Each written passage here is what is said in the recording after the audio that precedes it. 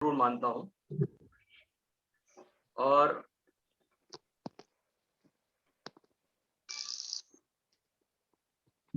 जी sir. जी, और ये किसी भी आदमी के लिए एक बहुत बड़ा एक सेटिस्फैक्शन का पॉइंट होता है कि जब आप किसी से भी कुछ भी शेयर करते हैं। सपोज करिए, मैं बिजनेस की बात नहीं कर रहा हूँ, मैं इवन एक पारिवारिक स्तर पे जो बातचीत होती है, जो घटनाएं होती हैं, एक घर का बुजुर्ग अपने अगले जनरेशन को कुछ समझाता है और वो जब देखता है कि वो अगला जनरेशन उसको फॉलो कर रहा है, तो उसको बहुत खुशी मिलती है। इस बात की खुशी होती है कि जो प्रेसिडेंस है, जो एक सिस्टम बना हुआ है हमारे परिवार का, वो आगे भी चलेगा। ये एक सेटिस्फैक्शन उसको हो जाता है। और एमएलएम में जैसे आप सब लोग जानते हैं कि हम लोग ये हमेशा कहते हैं कि हम लोग एक परिवार के रूप में काम करते हैं। और अंजनी जी जब से मिले हैं, या कुलविजय जी, जिनको बिल्कुल मैं, ये लोग ऐसे लोग हैं जो मुझे वेस्टीज के अलावा भी बिल्कुल पारिवारिक ही लगते रहे हैं, है ना? और छोटे भाई की तरह ये लोग हमेशा मिलते रहे हैं। और एक बड़े भाई का जो सम्मान होना चाहिए वो इन लोगों ने दिया है। तो हम लोगों ने कभी इस चीज को बिल्कुल सोचा ही नहीं कि ये किस टीम के हैं, कहाँ क्या है। आज मैं पहली बार मैंने ये अंजनी जी के टीम का नाम सुना है, त्रिमूर्ति वॉरियर ग्रुप, ठीक है ना? तो हम तो आज भी टीम वेस्टीज के रूप में ही काम करते हैं, है ना? जो हमारी एक्चुअली पहचान है। और दूसरी पहचान हमारी है हमारे काम से, हमारे अचीवमेंट से, हमारे ग्रुप के काम से, हमारे ग्रुप के लोगों के अचीवमेंट से। ये जो पहचान होती है ना, ये इसमें हमें खुद बोलने की जरूरत नहीं होती है। ये हमारा काम, हमारा अचीवमेंट बोलता है। और सबसे अच्छी बात क्या है, मैं आपको एक घटना सुनाता हूँ कि आप में से बहुत से लोग जानते हैं कि मेरा चेक 1 लाख क्रॉस किया था पहली बार कंपनी में। किसी का जो किया था वो हमारा हुआ था 11वें महीने में। अक्सर मैं लोगों से जब मिलता था तो लोग कहते थे कि आपने पहले ज्वाइन कर लिया, इसलिए आपका हो गया। या कुछ लोग बोलते थे कि अब किसी का नहीं हो सकता, मतलब वो डिसीजन देते थे। और कुछ लोग ऐसे भी होते थे जो ये भी कहते थे कि कंपनी ने जबरदस्ती आपका बना के दे दिया होगा, आपसे पैसा वापस ले लिया होगा। और विश्वास मानिए, मैं किसी को कोई जवाब नहीं देता। पता है क्यों? क्योंकि मेरे एक मार्केटिंग के गुरु हैं, वो कहते थे कि work should do the talking. आपका काम बोलना चाहिए, मुंह से जवाब देने की जरूरत नहीं। और जब ये बात हमारे टीम के लोग हमारे साथ शेयर करते थे, जो कुछ लोग बहुत आक्रोशित होते थे कि आप तो कोई कुछ बोलता है, आप जवाब ही नहीं देते, हम तो उनका मुंह तोड़ देते हैं, ऐसे करते वैसे करते। तो मैं उनको एक ही चीज समझाता था कि उनको अभी ये ध्यान नहीं है कि हमारे पास मात्र पिछले 4 महीने के अंदर जो नए प्रोडक्ट आए हैं। और आज ये जुलाई 2005 की बात है, जिस महीने में मेरा पहली बार ये बना था। तो जुलाई 2005 में जो प्रोडक्ट लॉन्च हुआ था, उसको लेकर के हमारे पास कुल 4 प्रोडक्ट, ठीक है? स्पिरुलिना, ग्लूकोजामाइन, नोनी और फ्लैक्स। तो मैं अपने टीम के साथ में जो बात मैं शेयर करता था, मैं आपके साथ में शेयर करता हूँ। और खास करके वो लोग ध्यान से सुने इस बात को, जिनको कभी कोई दिक्कत आती है और उनको लगता है यार वेस्टीज का काम बड़ा मुश्किल, वो बहुत ध्यान से सुने। 4 प्रोडक्ट मात्र, जिसके बल पे हमें वॉल्यूम क्रिएट करना था। और जो विश्वास था कि 1 लाख क्रॉस होगा चेक। मुझे नहीं पता था कि जुलाई 2005 में हो जाएगा, लेकिन होगा ये तो पक्का था। और आप जानते हैं कि जब आपके स्ट्रक्चर पे काम होता है, तो बाकी काम कंपनी का डेटा सिस्टम कन्वर जी मैनेज करते थे। उन्होंने हमें फोन करके बोला कि इस बार आपके चेक बहुत कम है। मैंने कहा कम तो हो ही नहीं सकती सर, क्योंकि इस महीने पहला मेरा डायमंड हुआ, कारफंड भी मैं अचीव कर चुका हूँ। इसी महीने, मतलब उस जुलाई वाले महीने में कारफंड आना नहीं था उस महीने। लेकिन मुझे वॉल्यूम का पूरा भरोसा था। तो फिर वो हंसने लगे और बोले कि नहीं, ये तो एक थोड़ा सा सीक्रेट है, अभी चेक वगैरह बन जाने दीजिए, तब हम अमाउंट बताएंगे। मैंने कहा ठीक है। और मैं कभी भी ये नहीं सोचता था कि मुझे अमाउंट पता लग जाए पहले, या आज भी मैं इस सब की चिंता नहीं करता हूँ। आप लोग में से भी किसी को चिंता नहीं करते, काम करते रहिए, आप चेक तो अपने आप बनेंगे। तो ये मैं आपको इसलिए मैंने थोड़ा सा बैकग्राउंड बता दिया वेस्टीज की शुरुआत के दिनों की, कि वो जो 4 प्रोडक्ट वाला पॉइंट है उसको ध्यान में रखिए। अभी जो अगले 1 घंटे हम आप रूबरू हैं, इसमें उसको ज़रूर रखिए दिमाग में। ये 4 प्रोडक्ट थे उस समय, और फिर हम इसके नंबर्स पे जब आएँगे तब फिर से हम उसकी चर्चा करेंगे। तो अब मैं आपके साथ में शेयर करना चाहता हूँ मेरी ज़िंदगी, जो मेरी प्रोफ़ेशनल करियर की शुरुआत हुई। जैसे अंजलि जी भी बताते हैं ना कि उन्होंने कहाँ से शुरुआत की, कैसे वेस्टीज में आया, वेस्टीज आया उनके पास और कैसे उन्होंने मेहनत करके उसको बिल्ड किया, फिर उनके साथ में लोग आने शुरू हो गए और फिर कैसे वो एक स्टेबल इनकम पे आए। मैं उसी सीक्वेंस में कुछ पॉइंट्स आपके साथ में शेयर करूँगा, जिसमें पहला है कि मेरी स्टोरी जो अ एक प्रोफ़ेशनल लाइफ़ की शुरुआत से रही। मैंने 21 साल की उम्र थी मेरी, और मैं उन दिनों मैंने एक आईआईटी कानपुर से कंप्यूटर प्रोग्रामिंग का कोर्स किया था और एक बैंक में मैं 5 दिन नौकरी कर पाया था। सोमवार को जॉइन किया था और शनिवार को मैं रिज़ाइन कर चुका। वहीं पे क्या हुआ कि मुझे एक व्यक्ति मिले जिन्होंने मुझे लेदर केमिकल्स के बारे में बताया, उसके प्रॉफिटेबिलिटी के बारे में बताया, और मैंने 5,000 से की पूँजी पिताजी से लेकर के मैंने उसको काम शुरू किया। ये साल था 1984। और वहाँ से जो मेरी एक बिज़नेस की एक जर्नी शुरू हुई, और लेदर इंडस्ट्री एक बहुत बड़ा इंडस्ट्री कानपुर का हुआ करता था उन दिनों, आज भी है, लेकिन काफ़ी चेंजेस के साथ में है आज के टाइम में। और मैंने 1986 में जिस केमिकल की मैं ट्रेडिंग करता था उसकी फैक्ट्री लगा दी। तो आप प्रॉफिटेबिलिटी समझ सकते हैं उसमें कितनी कमाई होती थी। और फिर वो मुझे 2 साल के बाद उसको बंद करना पड़ा, कुछ ऐसे अनफोर्सीन सर्कमस्टेंसेस आए, फिर मैं ट्रेडिंग करने लग गया। और जब 95, मतलब तकरीबन मैं 11 साल इसको पूरा कर चुका था उस ट्रेडिशनल बिज़नेस को, तब मुझे पहली बार बिज़नेस में कुछ हार्डशिप दिखाई दी। दिक्कतें आनी शुरू हो गई, कॉम्पिटिशन पैदा हो गया, मार्जिन ऑफ प्रॉफिट कम हो गया। जो जनरली ट्रेडिशनल बिज़नेस में होता है, कि एक परचून की दुकान है, बगल में कोई परचून वाला आ गया तो उसका कॉम्पिटिशन बढ़ गया, आपस में बिज़नेस बँट गया तो प्रॉफिट कम हो गया। मतलब ये सब एक जनरल आप लोग सब लोग जानते हैं, वही चीज़ मेरे साथ हुआ। और फिर 1998 में पहली बार मैंने मल्टी लेवल मार्केटिंग सुना, और जिस कंपनी को हमने जॉइन किया, तो वहाँ पर हमारे छोटे भाई कुलविजय जी भी थे उस कंपनी में।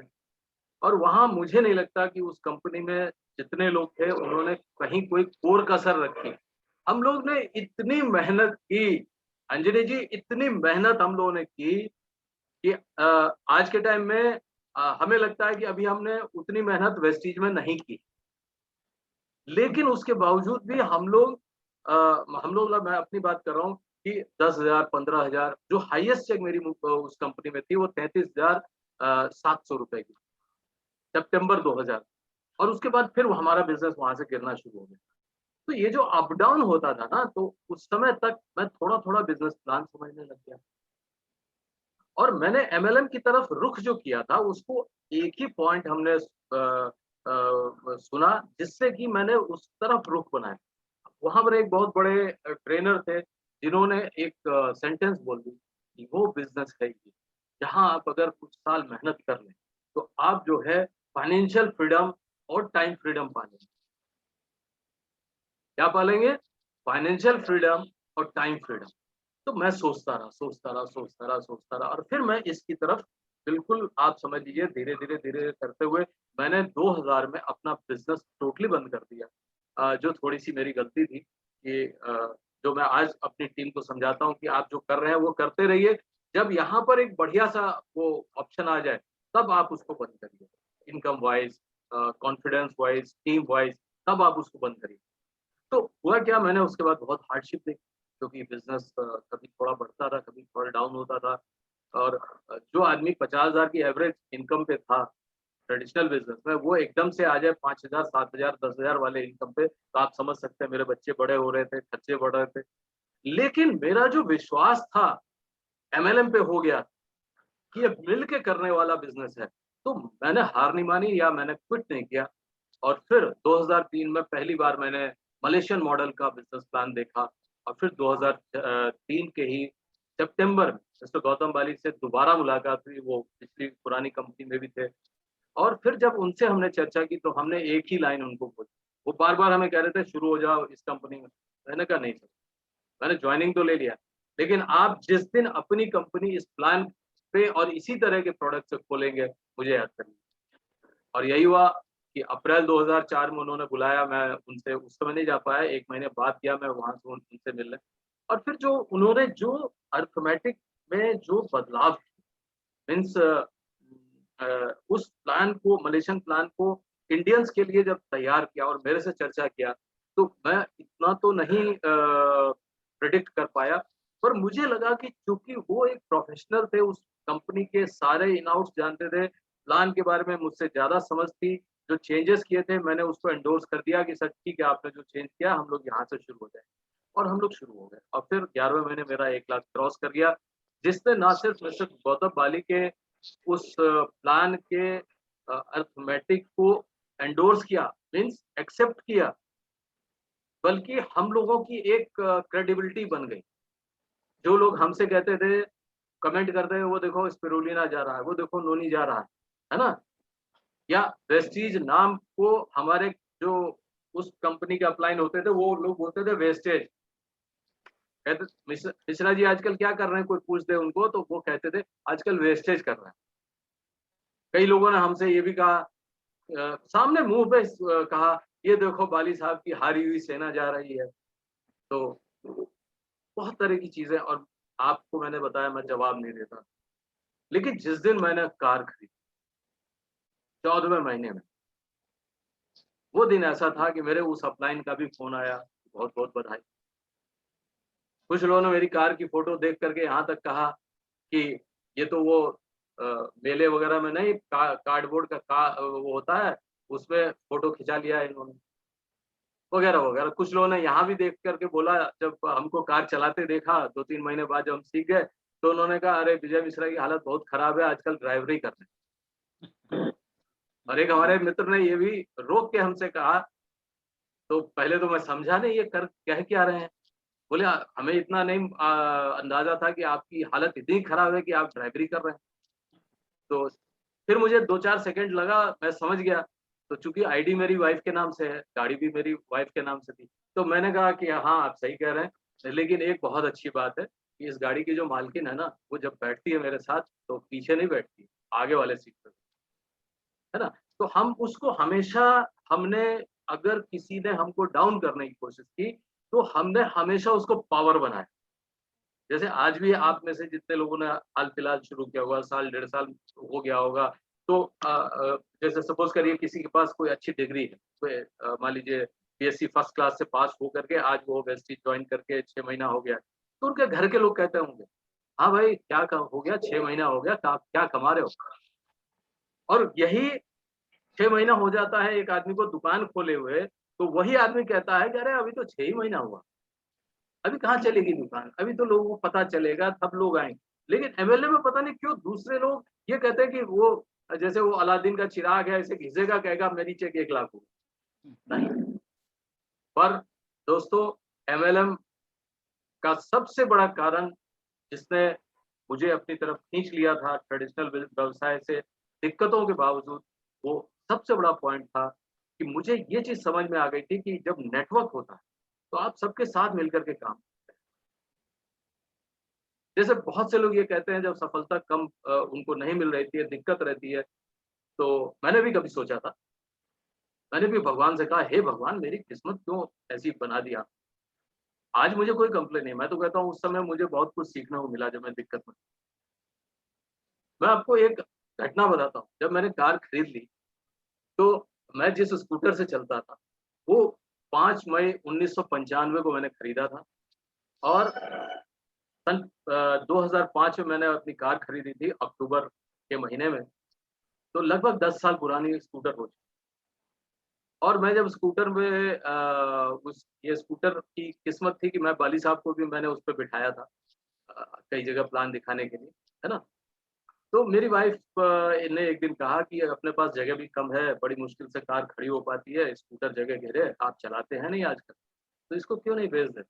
मैंने पता किया तो अल्टीमेटली मुझे पता चला कि ये कोई कबाड़ी, बाकी अब ये 10 साल पुरानी स्कूटर में किसी का इंटरेस्ट नहीं है, लोग मोटरसाइकिल पे आ गए हैं। तो खैर मैंने एक कबाड़ी वाले को बुलाया, बड़ा खुश हुआ, उसने कहा भैया 3000 रुपया देंगे। उसने मुझे 100 रुपया निकाल के दिया एडवांस, ध्यान से सुनिएगा। और मैं उसको क्यों बेच रहा था? क्योंकि मैं अपनी असफलता का कारण उसी को मान रहा था। क्योंकि 95 में उस स्कूटर को लेने के बाद मेरा काम केमिकल का धीरे-धीरे खराब हुआ। फिर मैंने जिस कंपनी को जॉइन किया उसमें थोड़ा बहुत सफलता, और वो मतलब अप डाउन होता रहा, तो कोई खास सफलता नहीं मिली। तो मुझे लगता था यार ये स्कूटर जो है, ये कारण है मेरी असफलता, तो इसको हटा दो आज।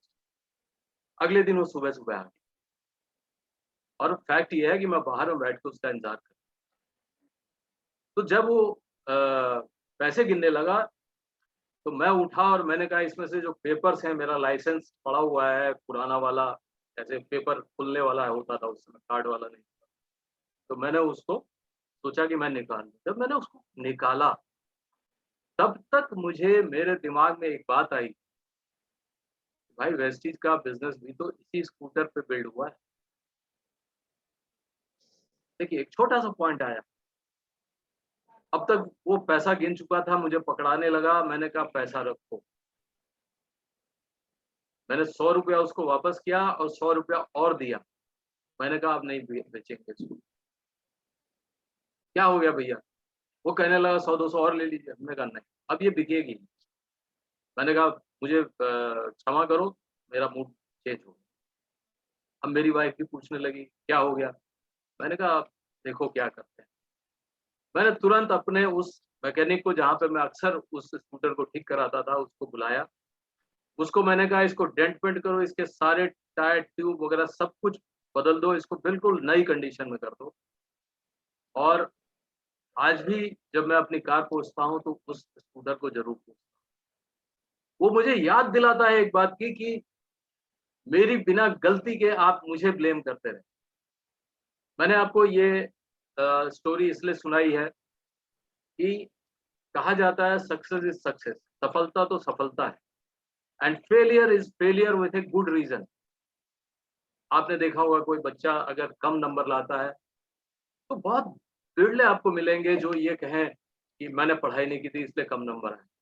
नहीं तो कह देगा आउट ऑफ कोर्स है। हम लोगों ने भी ये बात बोली है ना? मेहमान आ गए थे तो बाहर में लाउड स्पीकर बज रहा था, मैं कंसंट्रेट नहीं कर पाया। वो ये नहीं एक्सप्लेन करता मैं पूरे साल पढ़ा नहीं था, अपनी ज़िम्मेदारी नहीं लेता है। तो दोस्तों, किस्मत वगैरह शायद हार्डली 10% होता है। मुझे बहुत सारे लोगों ने अंजनी बाबू के लिए कहा कि क्या किस्मत पाई है, तो मैं वहाँ पे उनको अपनी इस स्टोरी को सुना देता। सिर्फ किस्मत नहीं होती। मेरे हिसाब से और काफ़ी सफल लोगों के मुँह से मैंने सुना है 90% अपना कर्म है, जिसके अंदर एक सही प्लेटफ़ॉर्म को तलाशना बहुत इम्पोर्टेंट एक अचीवमेंट होता है, और उस पे काम करना, और 10% हम किस्मत को दे सकते हैं, ठीक है ना? तो ये एक मैंने आपको एक बैकग्राउंड अपना मैंने बताया। अब आते हैं कि अ, वेस्टीज क्यों? क्यों वेस्ट? अ, 2004 आते-आते मुझे ये समझ में आ गया था कि किसी भी कंपनी का प्लान क्या होता है, प्लान की जो अरिथमेटिक होती है, जिस पे पैसा हम आप कमाते हैं, उसका आधार क्या-क्या होता है। तो जैसे प्रोडक्ट, प्रमोटर, एजुकेशन सिस्टम, ये सब पॉइंट कुछ-कुछ मैं समझने लग गया था, और मैंने ये देखा कि पूरे दुनिया में 2 तरह के मॉडल चलते हैं। एक अमेरिकन मॉडल चलता है, जिसमें तमाम कंपनियों को आप लोग भी जानते हैं, और एक मलेशियन मॉडल जो कि 2000 सन 2000 से शुरू हुआ, और उसकी बहुत सारी कंपनियां इंडिया में आई, और इंडिया में तब तक कई कंपनियों में मैंने कई लोगों को सफल होते भी देखा, क्योंकि उन्होंने एक पॉइंट डाला हुआ था कि ये क्यूमुलेटिव प्लान, जो एक इंडिया के लिए बहुत ही नई बात, कि हर महीने ज़ीरो नहीं होगा जहाँ पे आप मंथ खत्म करेंगे। ये बहुत बड़ा अट्रैक्शन था, और ये उस कंपनी में भी था जहाँ मिस्टर बाली थे, और जब वेस्टीज आई, तो वेस्टीज में भी उन्होंने वो सिस्टम रखा। और हम लोगों ने जिससे भी खास करके जो एमएलएम कर चुका था, उस अमेरिकन मॉडल के एमएलएम प्लान को कर चुका था, वो लोग, आप समझ सकते हैं कि वो लोग रेडीमेड कस्टमर थे हमारे। उसके बाद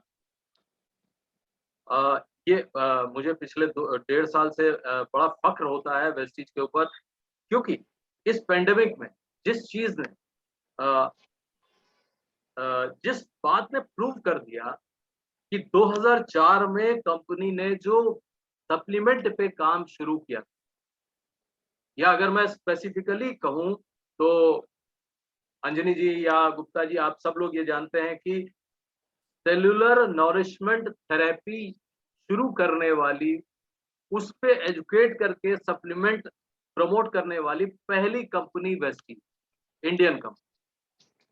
और ये एक बहुत बड़ी बात थी।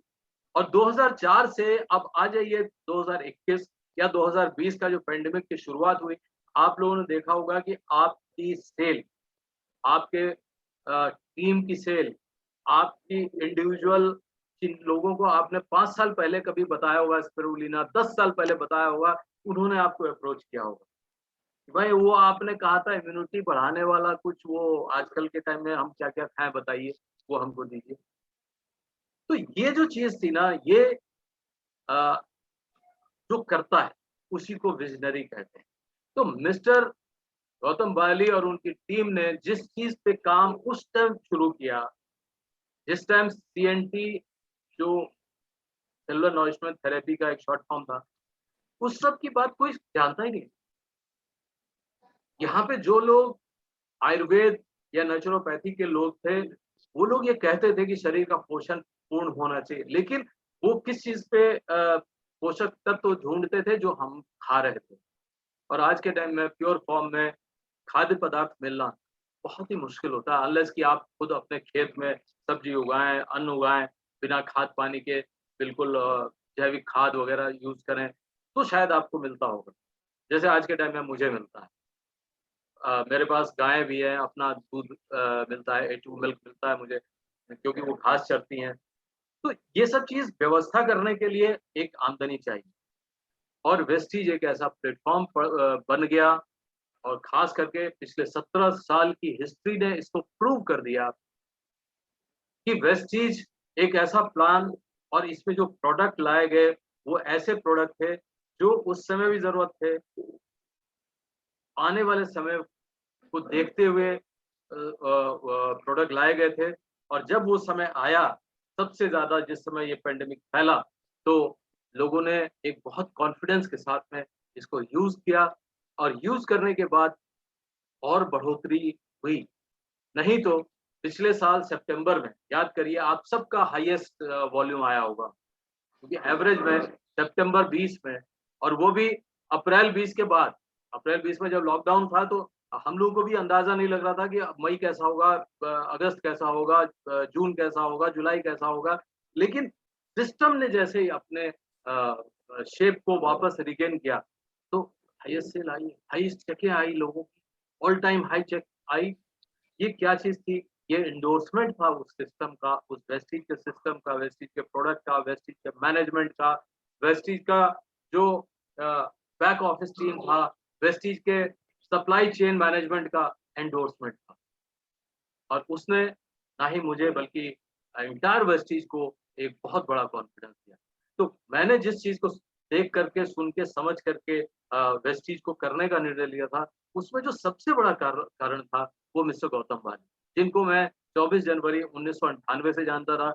और उन्होंने उस कंपनी को छोड़ने के बाद जिन-जिन कंपनियों में वो रहे, मैं उसको भी जानता था, और उनसे मेरी लगातार वार्ता होती थी। और वो एक बात उन्होंने मुझे मलेशिया से आने के बाद कही थी यहाँ पर, कि मिश्रा जी, एमएलएम में क्या हो सकता है, ये मैंने मलेशिया में देखा, और उसको मैं शब्दों में आपको बयान नहीं कर सकता। तो मैंने उनसे कहा कि सर, जब आप इतना सारा एक्सपीरियंस होल्ड कर रहे हैं, तो जल्दी-जल्दी अपनी शुरू करें। और उन्होंने शुरू किया। और फिर मेरे ख्याल से अंजनी जी, आप उस मलेशियन ट्रिप में थे, जिसमें जेंटिंग में हम लोग ऊपर रुके, और फिर बाद में जब कुआलालंपुर में रुके, सीज़न्स में, सीज़न्स जी, वो होटल का नाम था।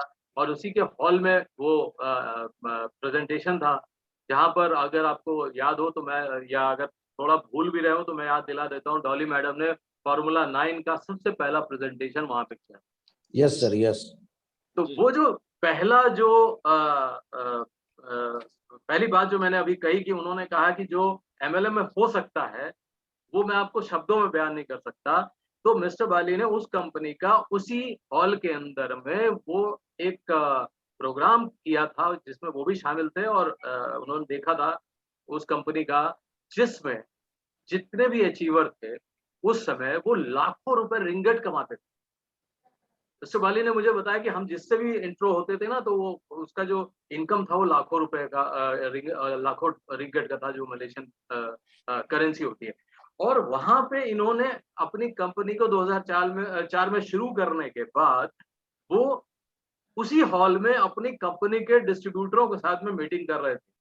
तो मैंने उनको पूछा, मैंने कहा सर, आज तो आपकी आंखों में एक अलग चमक है, क्या इस हॉल में अपने कंपनी के लोगों को पा करके और उनके साथ में इस प्रेजेंटेशन को प्रेजेंट करके है? उन्होंने कहा यस, ये मेरा सपना था। तो मैंने क्यों इनके ऊपर भरोसा किया? क्योंकि मिस्टर बाली काम कर रहे थे उस कंपनी के लिए। बहुत से लोग हमसे कहते थे, जो नौकरी करने वाला क्या कंपनी चलाएगा, और मुझे लगता था नौकरी करने वाला तो अपनी कंपनी और अच्छी चलाएगा। और जो समय के साथ प्रूव हो गया, आप सब आज के टाइम में ये बात जानते हैं कि बहुत सी कंपनियां तैयार रहती हैं कि वेस्टीज क्या कर रहा है उसको दूसरे दिन कॉपी कर। तो वेस्टीज का एक मतलब भी है, एक शब्दार्थ भी है कि फुटप्रिंट्स। तो आज मुझे गर्व होता है कहते हुए कि बहुत सी कंपनियां वेस्टीज को फॉलो करती हैं, उसके पद चिन्हों पे चलती। तो अब जो ये वेस्टीज के प्लान में कुछ लोग आने के बाद क्यों सफल नहीं हो पाते हैं, मैं इस पे बहुत विचार करता हूँ। मेरी टीम में भी ऐसा है, और मैं जिनके साथ में डायरेक्ट में शामिल होता हूँ तो उनको मैं एक चीज पूछता हूँ कि वेस्टीज का बिजनेस कहाँ से शुरू होता है, और 10 में से सिर्फ 2 लोग एक उसका सही जवाब देते हैं। वो कहते हैं ये बिजनेस खुद से शुरू होता है, मीन्स वहां पे कंज्यूमर बन। और बाकी जो 8 होते हैं, बिना कहे अगर मैं उनका 10 तारीख को चेक कर लूं, सेल्फ पीवी 0 होता है, 20 तारीख को 0 होता है, कई बार 30 तारीख को 0 होता है। अगर वो देखते हैं कि हम क्वालिफाई कर रहे हैं तो 40 पीवी गिन के डालें, 41 नहीं होगा। तो मैं उनसे पूछता हूं कि तुम अगर अपना सेल्फ पीवी डालते हो 30 तारीख को या 20 तारीख को, या जब लगता है कि हम क्वालिफाई कर जाएंगे, वो भी कितना, 40 पीवी, तो मैं डिस्कस करना चाहता हूँ तुम्हारे घर में जो सामान आता है वो कहाँ से आता है। अगर तुम लक्स साबुन यूज करते हो हिंदुस्तान लीवर का, और चेक उम्मीद करते हो कि वेस्टीज से आए, कभी नहीं आएगा, या अगर डिफॉल्ट आ भी रहा है तो ज्यादा दिन नहीं चलेगा। और जो वो 2 लोग होते हैं जिन्होंने मुझे जवाब दिया होता है कि खुद से शुरू होता है, उनका मैं जब चेक करता हूं तो 25 पीवी, 60 पीवी, 100 पीवी, 150 पीवी, मतलब जितना वो कर सकते हैं वो कर रहे होते हैं। तो मुझे तलाश होती है ऐसे लोगों, और ऐसे लोगों को मैं सबसे पहले पकड़ता हूं, और उनको उनके टीम के साथ में मैं वो गाइडेंस देने की कोशिश करता हूं कि अगर आपका अपलाइन ये बात समझता है कि ये खुद से शुरू होने वाला बिजनेस है, तो आप क्यों नहीं आज तक समझे, ये बताइए। क्यों आपका 10 तारीख को, 15 तारीख को आपका बिजनेस जो है 0 होता है, या 10 होता है, या 20 होता है, या 50 होता है, और आपकी टीम में भी होता है। Monkey C monkey do business है। तो मैं सबके साथ में एक एग्जांपल देता हूं कि कभी आप इवैल्यूएट करिए कि आपने पूरे महीने अपने आईडी पे 400 पीवी, आपके सारे फ्रंट 400 पीवी का, 400 एक एग्जांपल लिया, ये कोई परमानेंट फिगर नहीं।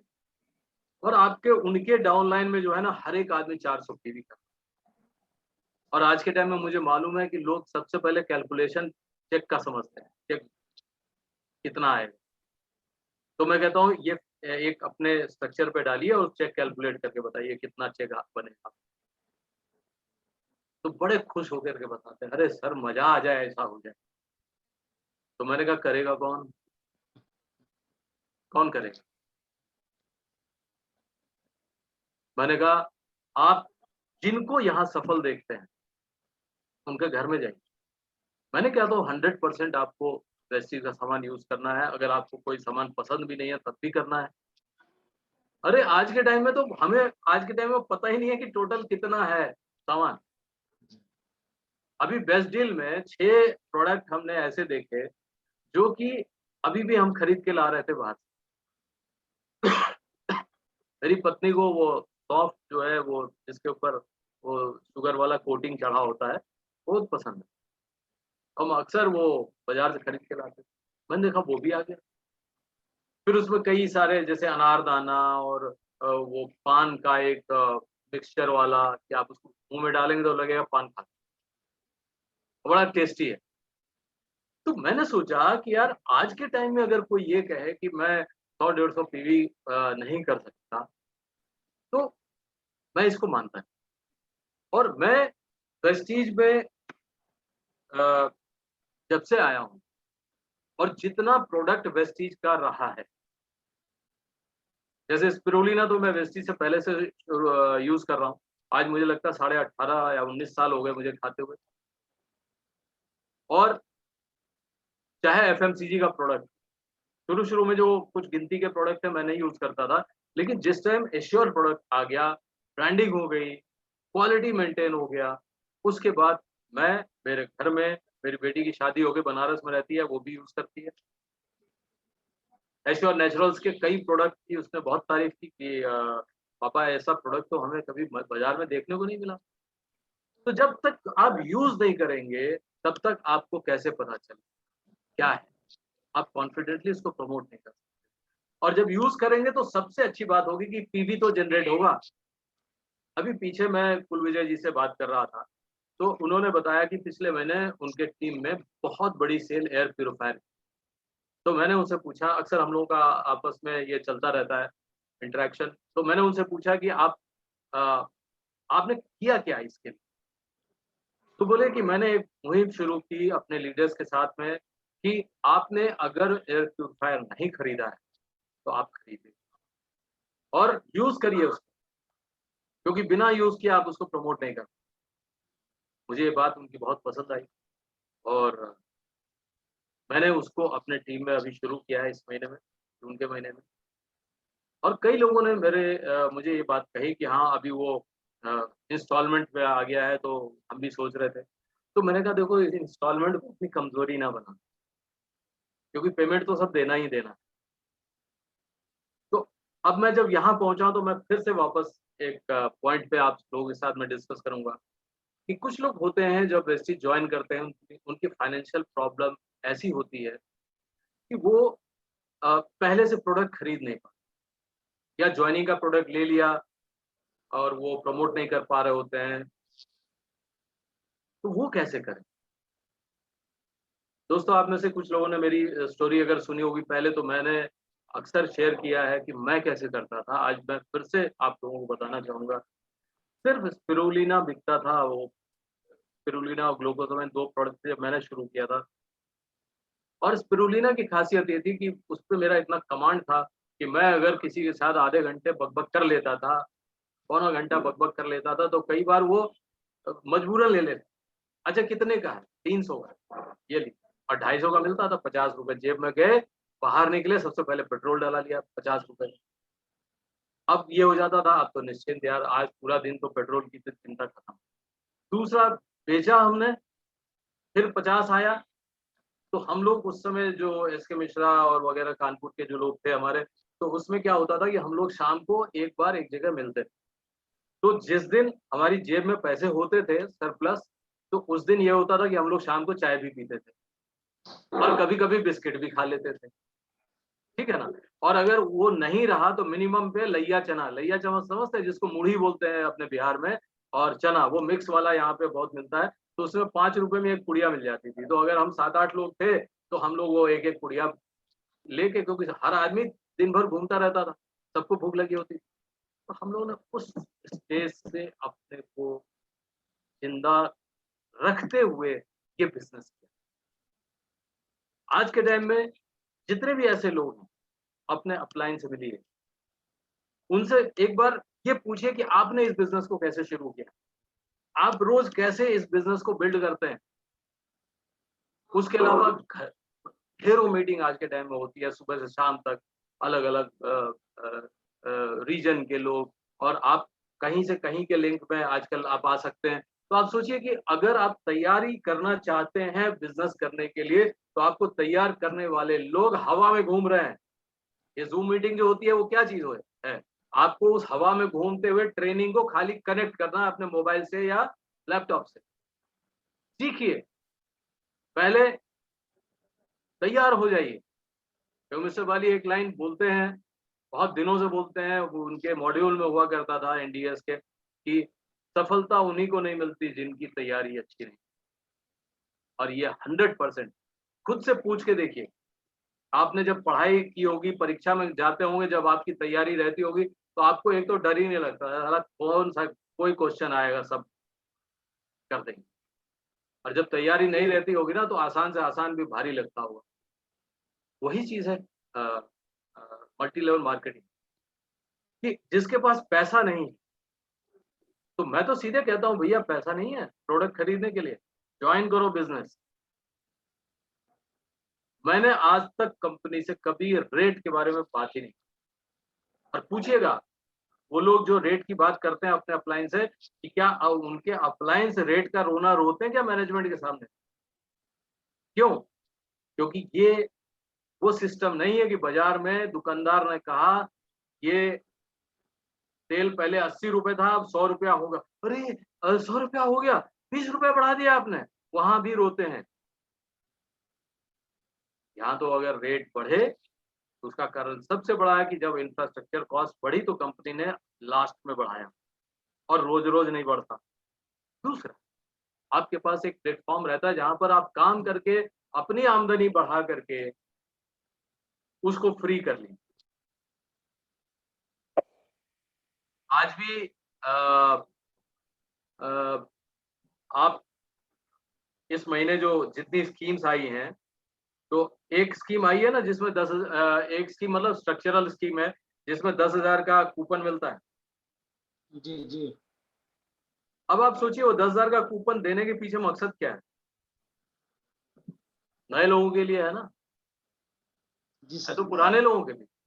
लेकिन कोई आदमी उस स्ट्रक्चर पे काम कर ले 3 महीने, और 10,000 का उसको प्रोडक्ट कूपन मिल गया, 10,000 का प्रोडक्ट वो ले आया, आगे के 3 महीने उसका प्रोडक्ट खरीदने की जरूरत नहीं पड़ेगी, खरीदने की जरूरत ही नहीं पड़ेगी। तो सिस्टम को समझना पहला हर्डल है। जिसने सिस्टम समझ लिया वो बिजनेस करेगा, और ये तो रेगुलर प्रोसेस है ना। मैं आज भी समझता हूँ, आज भी मैं जब फ्री बैठता हूँ तो मैं इस पे काम करता हूँ, इस स्ट्रक्चर को क्या किया जाए जिससे कि प्रोडक्टिविटी बढ़ जाए।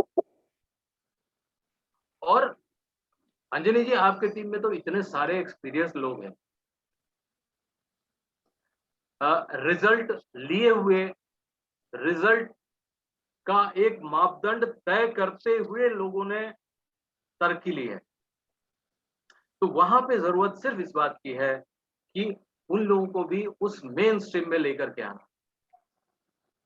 और इस पेंडेमिक में मुझे एक और बहुत अच्छी चीज लगी कि इसमें हम लोग जो अपने वेल्थ की बात करते हैं कि वेल्थ थ्रू वेलनेस,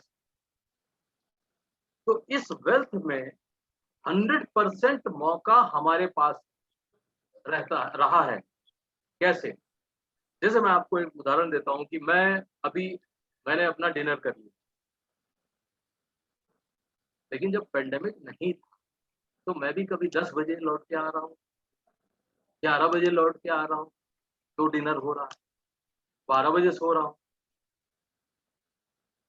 इस पेंडेमिक में पिछले साल से अभी तक 10 बजे मैं सो जाता हूँ, 5 बजे सुबह उठता हूँ, फिर रूटीन चालू हो गया। टाइम से ब्रेकफास्ट, टाइम से लंच, टाइम से, क्योंकि टेंशन तो है ही नहीं ना। और भले ही वो रिस्ट्रिक्शन बाहर निकल नहीं सकते, इस वजह से जो है टाइम मैनेज हो रहा है, तो हमारा स्वास्थ्य भी सुधर रहा है। तो मैं लोगों को ये बताता हूँ कि हमारा, देखिए हमारा सिस्टम क्या है कि अगर आपके पास पैसे की, आमदनी की कमी है, सबसे पहले बिजनेस को प्रमोट करना चाहिए। प्रमोशन के साथ में प्रोडक्ट यूज करिए, कॉन्फिडेंस आ जाएगा, आप कॉन्फिडेंटली बता सकते हैं, जिसको बताएंगे अगर वो कंज्यूमर है तो बहुत अच्छा है, नहीं बिजनेस में आ रहा है पूरी तरह से तो बहुत अच्छा। तो हमारा एक फुल प्रूफ सिस्टम है जहाँ पे हम उसका, जब हम उसको प्रोडक्ट बता रहे हैं, हम उसको खर्चा नहीं करा रहे, हम तो वहां भी उसका वेल्थ क्रिएशन करवा रहे हैं। आज आप जितना सेल्फ पे खरीदते हैं अंजनी जी, तो उस पे 11% आपको मिलता है। यस और सर, एलओपी का जो पिछला प्लान है वो आपको क्या देता है, साइड यस उतने सर, पॉइंट आप रोकते हैं, तो ज्यादा से ज्यादा सेल्फ, ज्यादा से ज्यादा नॉन 11% क्वालिफायर आपकी टीम में, उनसे बिजनेस जितना आएगा वो आपके एलओपी पॉइंट को बढ़ाता रहा है। और अभी जो इम्प्रूवमेंट्स किए हैं, जो चार्ट नया आप लोगों ने देखा है, इसकी बहुत बड़ी खासियत ये है कि यहाँ पर अब आप ही नहीं, आपके साथ के जो लोग हैं उनको वो पावर मिल गई कि अब सिर्फ बिजनेस क्रिएट करके निश्चिंत हो जाइए, और अगले महीने में 10 तारीख को इंतजार करिए कि कितना पैसा आपको ट्रांसफर, और कितने बड़े भी अर्थमेटिक के जानने वाले होंगे, मुझे नहीं लगता कि आप में से कोई अपना एक्टिव चेक पहले से कैलकुलेट कर।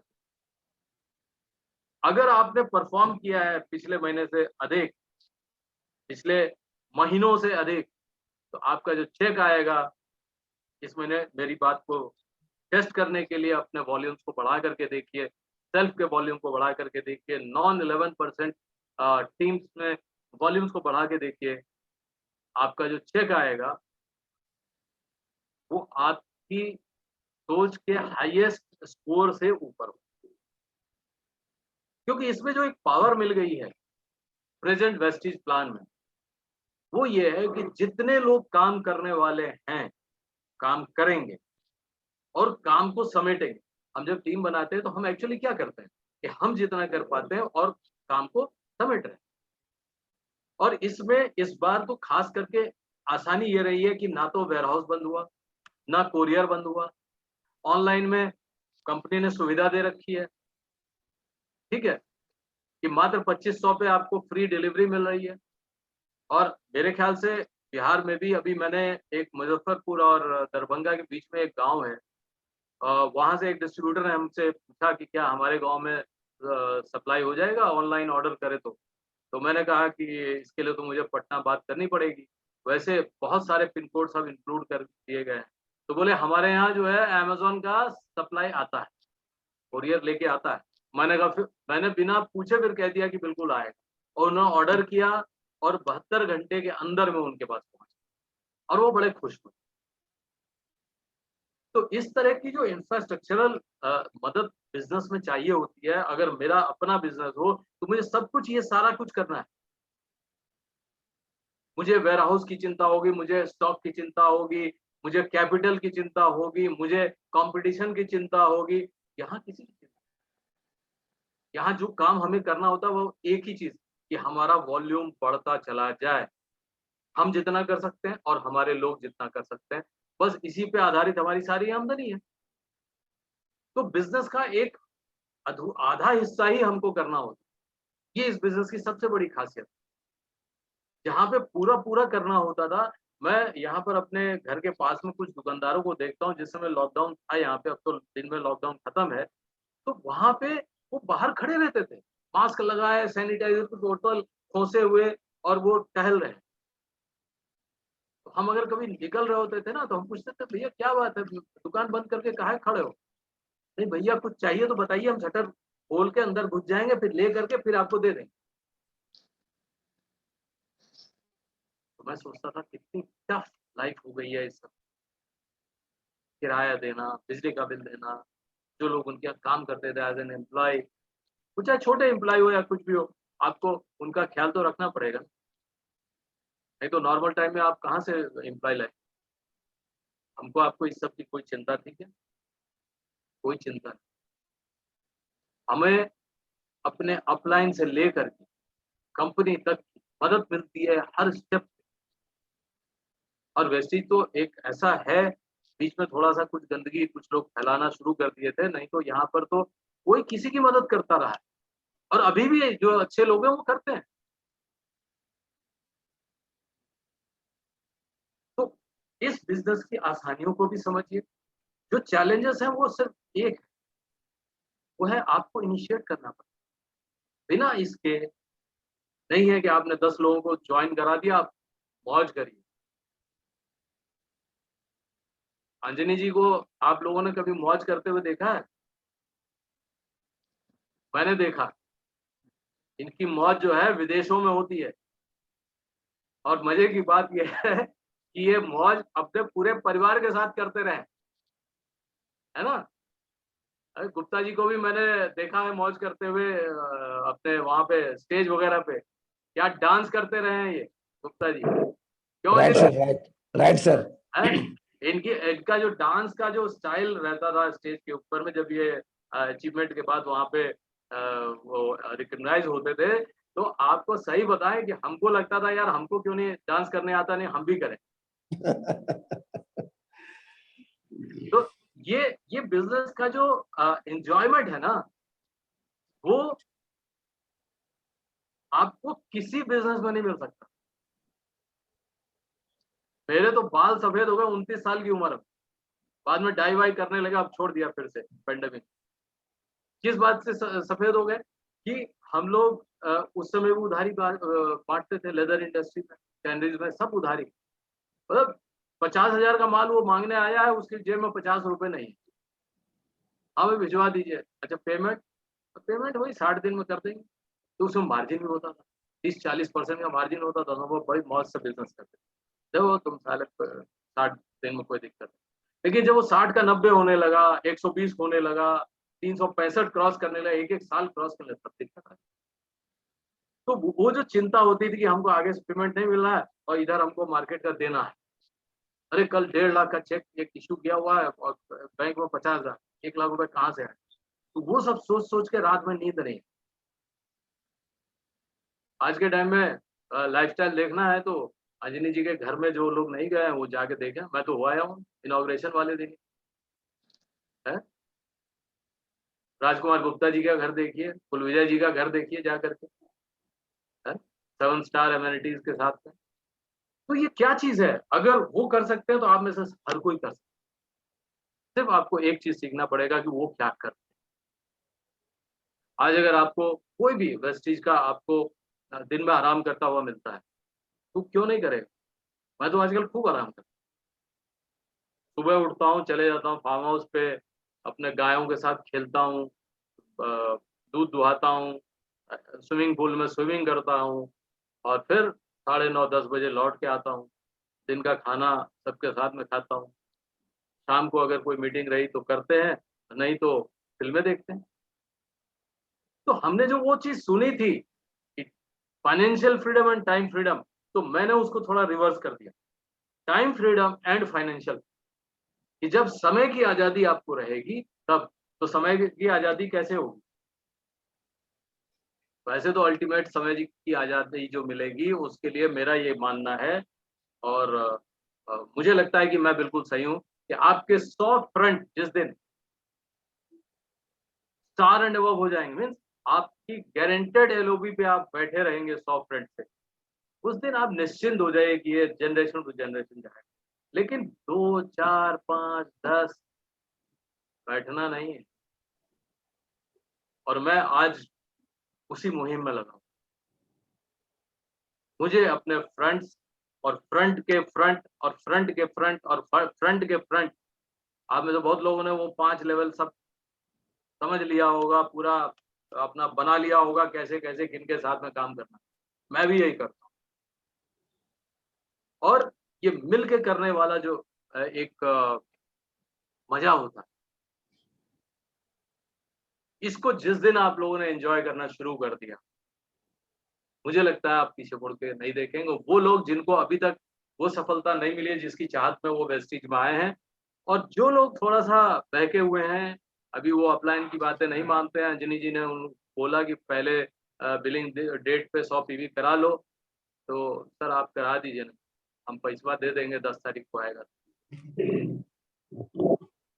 भाई मेरे, क्यों ऐसी सिचुएशन है आपके साथ? क्यों नहीं आप पहले बिलिंग डे पे कर सकते हैं? 25 तारीख से आप जो है थोड़ा थोड़ा रिटेल करना शुरू करिए, उसी रिटेल प्रॉफिट से 100 पीवी का आप परचेज कर लीजिए ना, अपनी जेब से निकालिए और मजा देखिए, क्योंकि आप करेंगे, आपके डाउनलाइंस कॉपी करेंगे। अंजनी जी कितने लोगों का 100 पीवी करवा देंगे? अब पैसा जो है 10 तारीख के बाद लीजिए। अब मजा तो ये होता है, कहने वाले 10 तारीख के बाद तो अगला 10 भी है ना, क्यों अंजनी जी? यस ये वो बिजनेस नहीं है, इसमें इन चीजों की कोई जगह नहीं है। और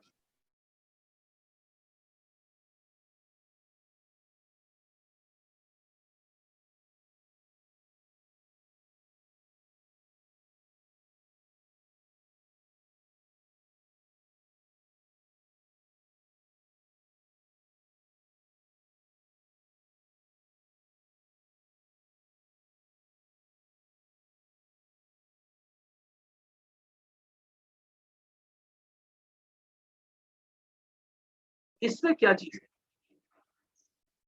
इसमें क्या चीज है? मैं आपको एक उदाहरण देता हूँ। मेरी टीम में एक बार एक लड़का मेरे पास आया, जिसकी उम्र होगी मुझे लगता है 22 या 23 साल। उसने कहा, सर मेरे पास ना तो साइकिल है, तो मुझे या तो मैं बस टेम्पो से जाता हूँ या फिर पैदल चलता हूँ, पैसा की भी दिक्कत रहती।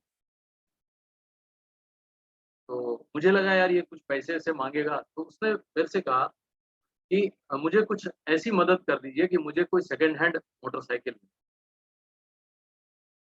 तो मुझे लगा कि ये आदमी कुछ कंस्ट्रक्टिव सोच रहा है, मतलब जहाँ तक मैं पहुँच पाया। तो मैंने उसको बोला कि, मैंने कहा कि देखो पहली बात तो सेकंड हैंड खरीदना नहीं, क्योंकि कहाँ खराब हो जाएगी यही पता नहीं चलेगा। तो फर्स्ट हैंड खरीदना तुम। अरे उस समय शायद 40-42 हज़ार रुपए की आती थी, कई साल पहले की बात। अब तो मैंने सुना है कि 60,000 से ज्यादा लगते हैं। तो उसने कहा कि फिर आप बताइए हम कैसे करें। तो मैंने कहा तुम रिटेलिंग कितना का कर लेते हो महीने के अंदर? तो उसने कहा 3-4 हज़ार। मैंने कहा इस महीने 10,000 की रिटेलिंग करके दिखाऊं, 10,000 डीपी, और जो रिटेल का पैसा उसको थोड़ा बहुत जो खर्च वो करना, बाकी कुछ बचा के भी दिखाओ। तो मैं अगले महीने जब उस शहर में गया, तो उस आदमी वो आया मेरे से मिलने के लिए, तो उसके पास 750 रुपए बचे हुए थे, जो 10,000 की उसने रिटेल की थी। मैंने उसको चेक किया तो 332 पीवी के आसपास था, तो मुझे लगा कि वही आसपास में उसने 10,000 के आसपास। और वो जो 750 रुपए उसने दिखाया, तो मैंने कहा इस महीने भी कर लोगे ना? बोला हाँ। तो मैंने कहा कि अगले महीने तुम्हारा 1,500 रुपए हो जाए, और अगले महीने जब मैं आऊंगा तो मैं एक तुमसे कुछ बातचीत करूंगा, और उसके बाद मैं तुमको मोटरसाइकिल दूंगा। अगले महीने उसको मोटरसाइकिल मैंने दिला, और मैं हर महीने उसको पेट्रोल और उसके इंस्टॉलमेंट में कमी ना हो, इसके लिए मैं उनको, उस आदमी को 2,000 रुपए देता।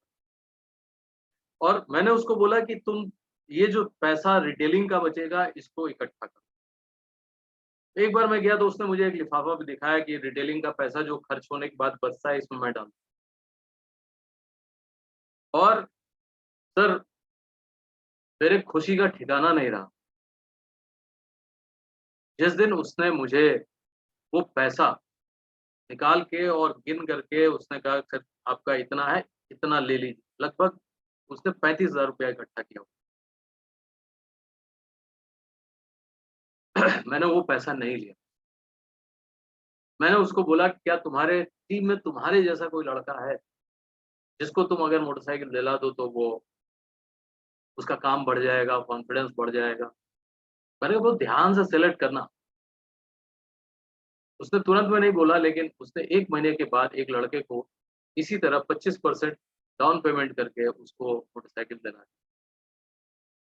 आज उस टीम में मेरे ख्याल से अगर एग्जैक्ट फिगर मेरे पास है तो लगभग 27 लोग ऐसे हैं जो इसी तरीके से उन्होंने मोटरसाइकिल खरीदी और इसी तरीके को समझ के मैंने कानपुर के अंदर में जो कानपुर की टीम हमारी थी तो उस टाइम एक्चुअली बहुत से लोग ये भी कहते थे कि लैपटॉप है नहीं सर हम लोगों के पास, हम लोग ढंग से नहीं प्रमोट कर पाते। तो मैंने क्या किया, यहाँ के जो उस समय सीएनएफ हुआ करते थे मिस्टर गौतम टंडन जी, तो उनके साथ में हम लोगों ने एक पीसी चलाई। पीसी आप लोग जानते होंगे, तो 2-2 हज़ार रुपए सब मिलाते थे, उसमें एक लॉटरी निकलती थी और वो पैसा लेकर के जिसका निकलता था वो लैपटॉप खरीदते थे। तो इस तरह से कानपुर में लगभग 30 लोगों ने लैपटॉप खरीदे। तो ये साथ में जो मिलकर के पावर जनरेट होता है, चाहे वो इस बिजनेस में, चाहे वो इस तरह के मिलकर के काम करने वाले सिस्टम में, ये एक ऐसी पावर दे देता है एक इंडिविजुअल को, एक पूरे टीम को, कि वो अपने जैसे लोगों को क्रिएट कर सकता है। आज इस मीटिंग के बाद मैं आग्रह करूंगा आप लोगों से, जरा सोच के देखिए, क्या इसके अलावा कोई सिस्टम आपको दिखता है कहीं? बहुत कम परिवार में ऐसा होता है कि परिवार के लोग एक दूसरे को मदद कर रहे हैं। स्पेशली यूपी बिहार की बात कर रहा हूँ। पंजाबियों में तो अभी बचा है कि लोग एक दूसरे को मदद करते हैं, नहीं तो यूपी बिहार में तो मैं देखता हूँ परिवार के लोग भी टांग खींच देते हैं। और कहीं आप ऑफिस और चाहे वो प्राइवेट नौकरी हो चाहे बिजनेस हो, आप देखिए हर किसी का वो टांग खींचने की कोशिश करता है। यहाँ पर क्या है, एक दूसरे की मदद। तो ये जो एक दूसरे की मदद से बनने वाला बिजनेस, ये एक बहुत आसानी है। इस आसानी के पावर को पकड़ना है।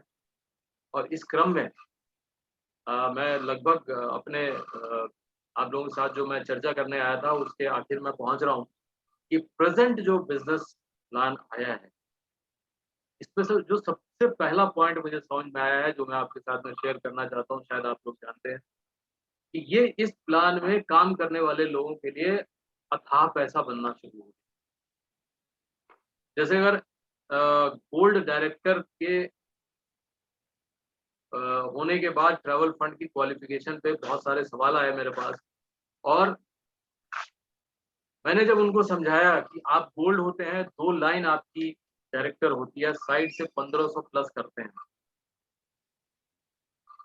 तो आप देखिए कि वहां से अगर आपके दोनों डाउनलाइन अगर गोल्ड हो जाते तो आपकी एलओबी बन गई, टीम में मजबूती आनी शुरू हुई। तो कैसे आप लोग कह रहे हैं कि कंपनी ने टफ कर दिया? कंपनी ने आपको प्रेरित करने के लिए एक रिस्ट्रिक्शन लगा दिया है कि नहीं, आप थोड़ा सा रिस्ट्रिक्शन के साथ ही चल के मजबूत हो जाए। गलत क्या है? और गुप्ता जी, अगर आप मेरी बात को समझ रहे हैं, और मेरे ख्याल से आप समझ रहे होंगे, यस सर। अपनी टीम में बताइए लोगों को, जो लोग 3 लेवल पे इसको गोल्ड डायरेक्टर निकाल लेंगे, मात्र 3 लेवल की बात कर रहा हूँ, 5 लेवल नहीं जा रहा। Yes sir. तो आप सोचिए उनकी विड्थ कितनी बढ़ गई, डेप्थ।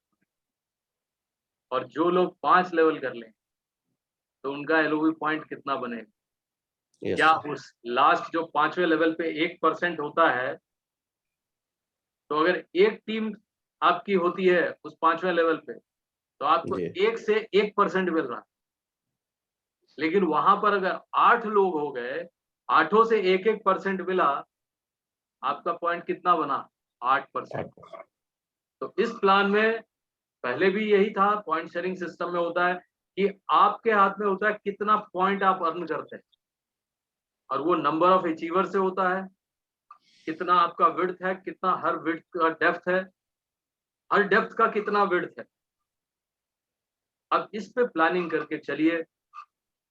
और आप लोगों को जब मैं देखता हूं, जब भी मैं पटना आया और रिकॉग्निशन सेमिनार में आया, तो डायरेक्ट में मेरा कोई टीम का रिलेशन नहीं था, यस सर।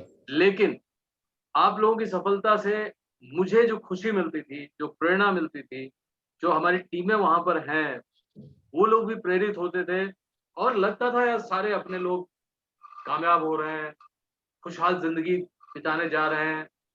और बहुत से लोगों को मैं जानता हूँ पर्सनली, जिनके घर भी मैं गया हूँ। तो वो जो एक खुशी मिलती थी ना, अ, मुझे आज आप लोगों के साथ बात करके मुझे लगता है आने वाले समय में वो खुशी आप लोग और ज़्यादा मुझे देंगे Yes, sir. और बड़े अचीवमेंट्स। अ, और अगर मेरी कुछ भी बात आपको सही लगी है, उसका अनुकरण आप करेंगे और उससे रिजल्ट लेकर के मुझे अगर कभी आगे फ्यूचर में बताएँगे कि आपने ये बात बताई थी और उस पे मैंने काम करके ये अचीवमेंट लिया, तो मुझे बहुत खुशी होगी।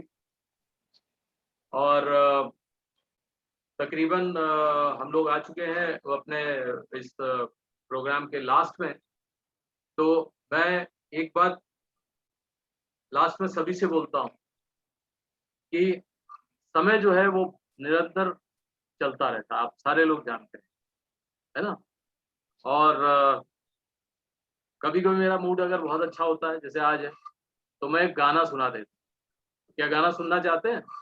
Yes sir. बहुत अच्छा, बहुत बहुत मेरी आवाज़ बहुत बढ़िया नहीं है, लेकिन उस गाने में जो बोल हैं उसको ज़रूर समझिएगा।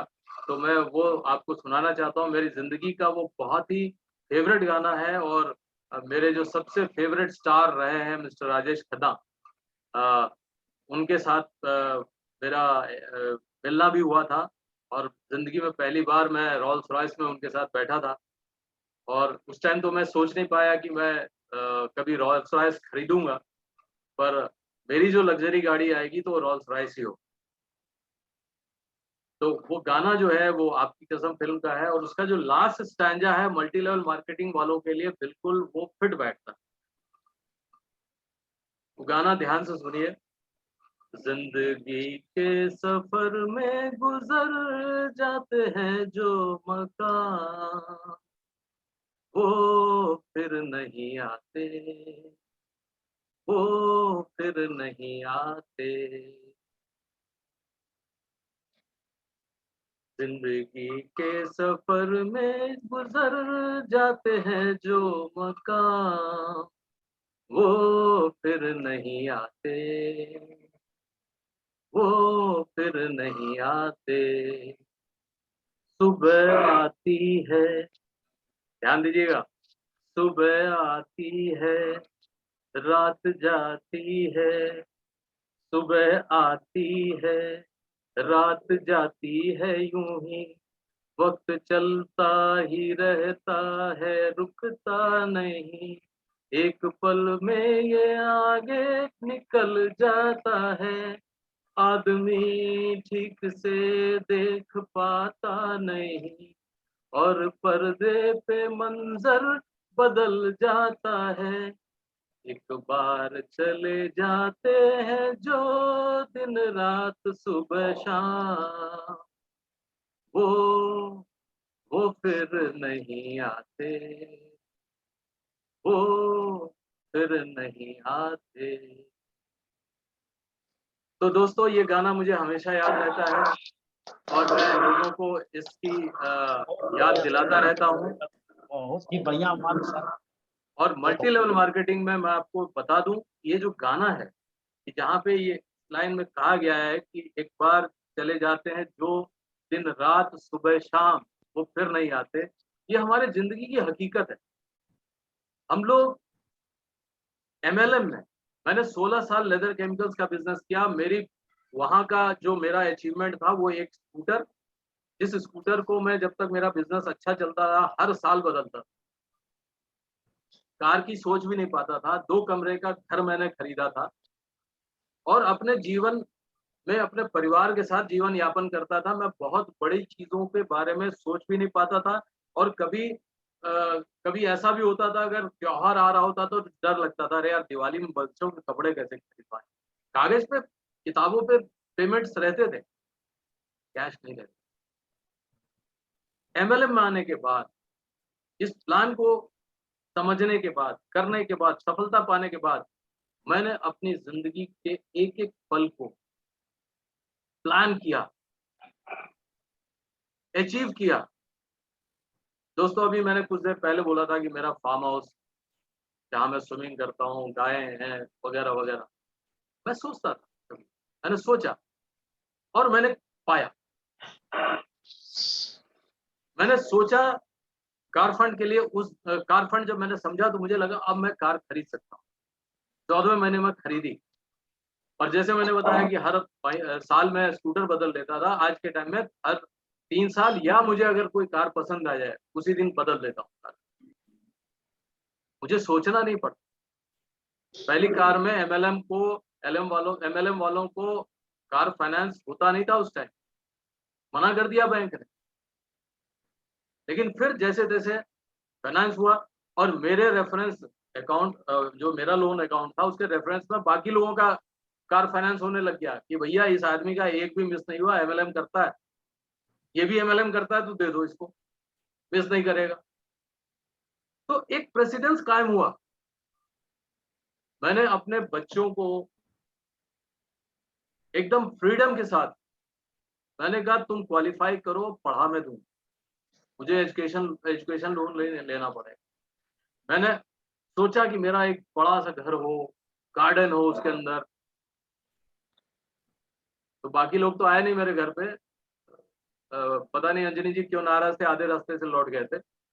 लेकिन कुलविजय जी आए हैं तो आप लोग उनसे पूछ सकते हैं, या मेरा आग्रह होगा जिससे मैं लॉकडाउन खुल जाए पूरी तरह से, आप लोग अगर इस तरफ कभी भी आए जरूर तो सर।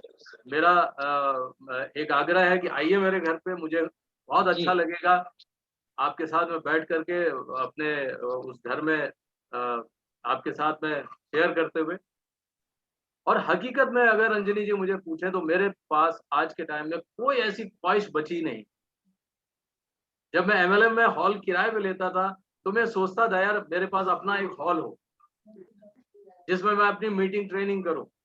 तो मेरे फार्म हाउस पे आज के टाइम में एक 50 लोगों का हॉल है, और 50 लोग मेरे फार्म पे आराम से रह सकते हैं। आए 2 दिन, अभी मैंने शुरू भी किया था दिसंबर में लास्ट, लेकिन उसके बाद फिर ये लॉकडाउन हो गया। तो मेरे ख्याल से मैंने जितनी बातें सोची थी, प्लान किया, एक्सिक्यूट किया बिजनेस को, और मैंने पाया। तो मैं समझता हूँ आप में से जितने लोग, या अंजनी जी हैं और गुप्ता जी का तो मुझे पता नहीं, मेरे सामने कभी शेयर नहीं किया इन्होंने ना। मैं पटना आता हूँ तो कभी इन्होंने बुलाया अपने घर पे, तो मुझे पता नहीं इन्होंने क्या क्या अचीवमेंट किया। कार तो मैंने बुलाऊंगा सर, बुलाऊंगा सर, बहुत जल्द आपको सब बुलाऊंगा sir. Thank you, thank you. तो अंजनी जी का मैंने देखा, जब मैं इनके घर पे इनॉग्रेशन वाले दिन गया, मैं बता नहीं सकता मुझे कितनी खुशी हुई। अभी हाल फिलहाल में राजकुमार जी के यहाँ और अपने कुलविजय जी के यहाँ जब गया, तो मैंने कहा देखिए ये सब प्रूफ है, और ये सब वो प्रूफ है जिसको देख के आपको ये समझ लेना चाहिए, एक ही लाइन, अगर ये कर सकते हैं तो मैं भी कर सकता हूं। और यस, जिसने ये सोच लिया वो कर लेंगे। Yes sir. क्योंकि हेनरी फोर्ड ने कहा है कि अगर आप सोचते हैं कि आप नहीं कर सकते तो आप सही हैं, लेकिन अगर आप सोचते हैं कि आप कर सकते हैं तो आप बिल्कुल कर सकते हैं, क्योंकि आपके बारे में और दूसरा कोई आपसे अच्छा नहीं जानता। तो अगर आप सोच रहे हैं और कह रहे हैं कि मैं कर सकता हूं, बिल्कुल आप कर सकते हैं। और आप कहते हैं कि हम नहीं कर सकते, तो बिल्कुल सही है आप, क्योंकि तब भी आप अपने बारे में ही बता रहे हैं। तो दोस्तों, मेरे ख्याल से मैं जो चीज आपसे दिल से बात करना चाहता था, मेरे पास में बहुत कुछ ऐसा नहीं रहता है कि वो दिखावे वगैरह में मैं जाता नहीं हूँ, पर मैं दिल से जब शेयर करता हूँ तो मुझे एक सेटिस्फेक्शन भी होता है। और मैं चाहता हूँ कि आप लोग और अच्छा करें। आपके टीम में आज जो नए ज्वाइनी हैं, या पहली बार जूम मीटिंग में आए हैं, या कई चीज़ें उनको नहीं समझ में आई हुई नए लोगों को, तो निश्चित रूप से अपने अपलाइंस के साथ में बैठिए और उन चीज़ों को समझिए कि जिसको करके इन लोगों ने हासिल किया है वो मुकाम। तो मेरे ख्याल से मैं आप सबसे विदा लेता हूँ। बहुत बहुत धन्यवाद। और